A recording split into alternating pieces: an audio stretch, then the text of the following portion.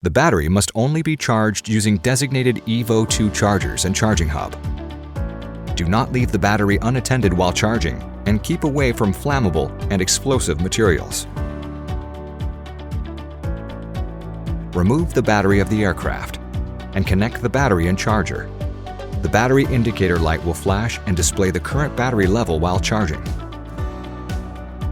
The battery indicator light will stop flashing when it is fully charged. Please remove from the charger when charging is complete.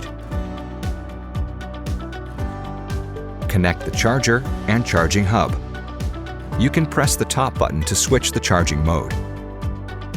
When the light flashes blue, this indicates the parallel charging mode is selected, and the Charging Hub will charge beginning with the lowest level battery. When the battery level reaches the level of the next battery, parallel charging is started. When the light flashes green, this indicates sequential charging, and one battery is charged at a time. The Charging Hub will start charging the battery with the highest battery level. A solid blue or green light indicates the batteries are fully charged. Thank you for watching.